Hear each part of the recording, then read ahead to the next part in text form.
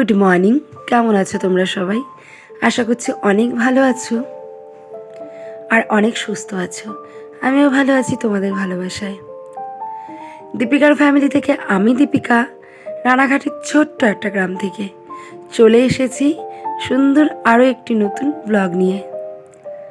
আমার সুন্দর আরও একটি নতুন ব্লগে তোমাদের অনেক স্বাগত জানিয়ে দেখো আজকে বিছানা তোলা থেকেই ব্লগটা শুরু করে দিয়েছি।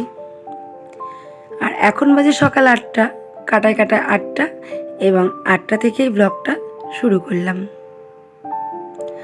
সকালে আর যাই কাজ করি না কেন, যদি বিছানাটা না গোছানো হয় না, ঘরটা কেমন নোংরা, অপরিষ্কার, অপরিচ্ছন্ন এবং অগোছালো মনে হয়।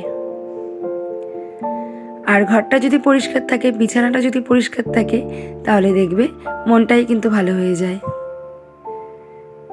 আর পরিষ্কার জিনিস কিন্তু সবাই আমরা ভালোবাসি।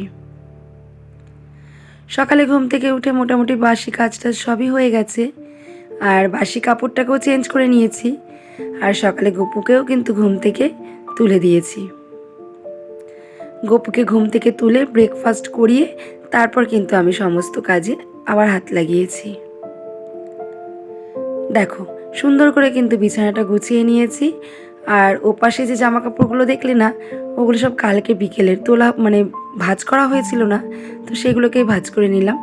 আর এখন দেখো বাসি কাপড়টাকেও ধুয়ে মেলে দিলাম। আর এখন চলে এসেছি রান্নাঘরে। আর আমার কিন্তু আজকে তেমন কোনো রান্না নেই সকালবেলা, তার কারণ ওই যে কালকে বাবুর জন্মদিন ছিল না, তো অনেক কিছুই রান্না হয়েছিল, তো অনেকটা ভাত তো বেঁচে গেছিলো। তো সেই বেঁচে যাওয়া জল দেওয়া ভাতটাই আমরা এখন সবাই খাবো, আর তার জন্য একটু আলু ভাজা করে নিচ্ছি। যদিও বা তোমাদের দাদাভাই কিন্তু মুসুর ডালের বড়া হলে এই জল দেওয়া ভাতটা ভীষণই ভালো খায়।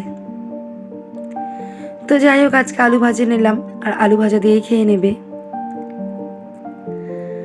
আর বলো তো কি, মানে আমাদের যখন যেমন পরিস্থিতি, আমরা কিন্তু যদি ঠিক তখন তেমনভাবেই চলি, তাহলে কিন্তু কোনো অসুবিধার সম্মুখীন আমাদের হতে হয় না।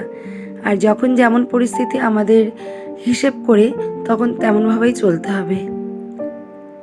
এই যে বেঁচে যাওয়া ভাতটা পারলে কিন্তু ফেলে দিতেই পারতাম, কিন্তু ফেলে দিলে কি হবে, কতটা চাল নষ্ট হয়ে যাবে। তো কি হলো, আমি যদি সকালে ওটা দিয়ে চালিয়ে দিই, তো সকালের আমার যে খরচটা সেটাও মোটামুটি বেঁচে যাবে, আর ভাতটাও খাওয়া হয়ে যাবে, ভাতটাও ফেলা যাবে না। পরিস্থিতি কাকে কখন কোন মোড়ে দাঁড় করিয়ে দেয় সেটা কিন্তু কেউ জানে না। তাই আমাদের পরিস্থিতির সাথে, সময়ের সাথে ঠিকঠাক তালে তাল মিলিয়ে চলতে হবে, যাতে আমরা সমস্ত জিনিসটাকে ব্যালেন্স করে চলতে পারি। তো দেখো এখানে বাবুর জন্য 2টো রুটি বানিয়ে নিলাম। আর ওই যে কালকে বেঁচে যাওয়া একটু মাংস ছিল, তো ওটাকে গরম করে বাবুকে দিয়ে দিলাম। আর এখন দেখো, বললাম না বেঁচে যাওয়া ভাত, জল দেওয়া ভাত, ওটাকেই দেখো এখন সবার জন্য বেড়ে নিচ্ছি আলু ভাজা কাঁচা লঙ্কা দিয়ে। আর অন্বেষা তো মোট কথা জল দেওয়া ভাত খেতে একদমই পছন্দ করে না। রীতিমতো জোর করে, মানে বলতে গেলে মারামারি করে ওকে ভাত কটা আমি কষ্ট করে খাইয়ে দিলাম। কারণ ওকেও তো বুঝতে হবে সমস্ত পরিস্থিতির মধ্যে দিয়ে আমাদের কেমন করে চলতে হয়। তাই আমার 2 ছেলে মেয়েকে আমি সব সময় সব খাবার দাবার খাইয়ে অভ্যাস করি, এবং ওরা যাতে সব রকম খেয়ে অভ্যস্ত হয়। কখনো যেন খারাপ খাবার বা একটু কি বলবো, খারাপ খাবার বলতে কি বলে, কখনো সবসময় তো হাইফাই খাওয়া সম্ভব না, তো নর্মালি খাবারও যাতে ওরা খেতে পারে, এই জন্য আমি সব রকমভাবে ওদের অভ্যাসটা করিয়ে রাখি। ওই যে বললাম, পরিস্থিতির সাথে আমাদের মানিয়ে চলতে হবে, যখন যেমন পরিস্থিতি তখন তেমন চলতে হবে। তো ভাত টাত খাওয়া দাওয়া হয়ে গেছে, এখন থালা বাসন কটা ছিল সেগুলোকেও ধুয়ে নিলাম। আর এখন স্নান করব, স্নান করে দুপুরের রান্নাটা করে নেব। তো দেখো বন্ধুরা, দুপুরের স্নান সেরে আর রান্নাটাও করে নিয়েছি। ওই যে কালকে রিক্স খাবার খাওয়া হয়ে গেছিলো, তার জন্য দেখো আজকে একটু ডাল সেদ্ধ, আলু সেদ্ধ ভাত করে নিয়েছি, সাথে একটু উচ্ছে সেদ্ধও ছিল। এই যে কালকে অনেক খাবার খাওয়া হয়েছে। তো আমি এমনই একটা মানুষ, আগের দিন যদি একটু বেশি খাবার দাবার খাই তো সেইটাকে ব্যালেন্স করার জন্য খরচটাকেও ব্যালেন্স করব, প্লাস আমাদের খাবার দাবার খেয়ে নিজের স্বাস্থ্যটাকেও ব্যালেন্স করার জন্য, দুই দিকেই ব্যালেন্স করার জন্য কিন্তু আমি পরের দিন একদম হালকা পাতলা নর্মাল সাদাসিধে খাওয়ারই চেষ্টা করি।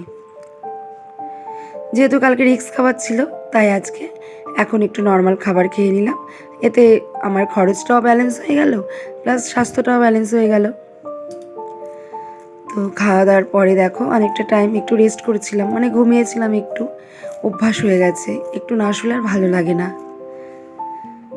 একটু একটু সন্ধ্যাও লেগে গেছে, জামা কাপড়গুলোকে দেখো তুলে নিলাম। আর জামা কাপড়গুলো তুলে এখন দেখো দুজনের জন্য 2 কাপ গ্রিন টিও করে নিলাম। যেহেতু সকালে আজকে গ্রিন টিটা খাওয়া হয়নি তো এখন এই জন্য দুজনের জন্যই বানিয়ে নিলাম, দুজনেই খাবো। আর দেখো দুজনে একসাথে চা খেয়ে নিচ্ছি।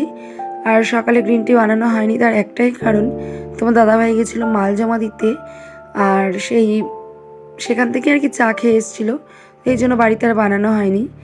আর সকালে বলাই হয়নি, একদম ঘুম থেকে উঠে কিন্তু আজকে তার টানা ধরেছিলাম। চা খেয়ে তোমার দাদাভাই আর অন্বেষা দেখো এখন চলে গেল একটু বাজারের দিকে।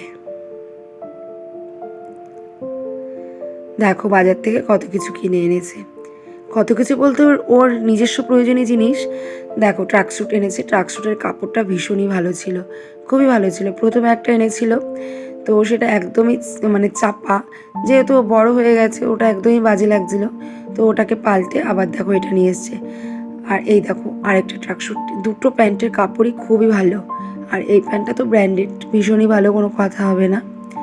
আর গেঞ্জিটাও খুবই ভালো ছিল, গেঞ্জির কাপড়টা তো ভীষণই ভালো ছিল। আর দেখো নিয়ে এসছে জুতো, দেখেছো জুতোটা? অ্যাকচুয়ালি আমাদের বছরের শুরুটা, এখন যেহেতু অন্বেষার ক্লাস 11 হবে, তো বছরের শুরুটা কিন্তু আমাদের প্রথম থেকেই করা উচিত, কারণ সারা বছরের জার্নিটা কিন্তু বছরের শুরুর থেকেই শুরু হয়ে যায়। তো এই জন্য আমাদের উচিত যে বছরের শুরুর জার্নিটা একদম শুরুর থেকে করা, মানে সারা বছরের জার্নিটা বছরের শুরুর থেকে করা। তাহলে কি হয় বলো তো, পরে গিয়ে যদি আমরা হিসাব মেলাতে যাই, যদি বছরের শুরুর থেকে জার্নিটা ঠিকঠাক করে শুরু না করি তো বছরের শেষে দেখা যায় হিসেবে কিন্তু সব জিরো আসে। তাই আমরা যদি একটু বুদ্ধি খাটিয়ে বছরের জার্নিটা শুরুর থেকেই করি তো কিন্তু বছরের শেষ থেকেও আমাদের কোনো সমস্যা বা ঝামেলার মধ্যে পড়তে হয় না। যেহেতু সকালে আর দুপুরে তেমন খাওয়া হয়নি, তো রাত্রে দেখো ভাত করেছি ওদের 3 জনের জন্য, আর আমার জন্য 2টো রুটি।